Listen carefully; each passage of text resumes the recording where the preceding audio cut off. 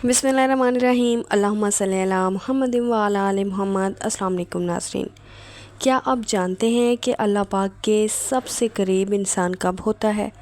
वो लम्हा जब बंदा अपने रब के सामने झुक कर सजदा करता है। जी हाँ, सजदा वो मुकाम है जहाँ बंदा रब से मांगे और रब कभी खाली हाथ नहीं लौटाता।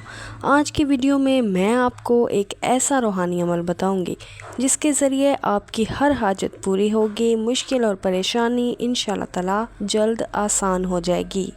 नाज़रीन, सजदा इस्लाम की रूह है। हदीस पाक का मफ़हूम है, बंदा अपने रब के सबसे ज़्यादा करीब सजदे की हालत में होता है। बस तुम कसरत से दुआ किया करो, यानी जब भी हम सजदे में जाते हैं अल्लाह के करीब हो जाते हैं। यही वजह है कि औलिया इकराम, सूफिया और बुज़ुर्गान दीन हमेशा सजदे को दुआ की कबूलियत का सबसे बड़ा ज़रिया बताते रहे हैं। कभी आपने सोचा है कि दुनिया के सारे बादशाहों, वज़ीरों और बड़े लोगों के सामने झुकना तो ज़िल्लत देता है, मगर रब्बुल आलमीन के सामने झुकना इज़्ज़त है, कामयाबी है और कबूलियत की कुंजी है।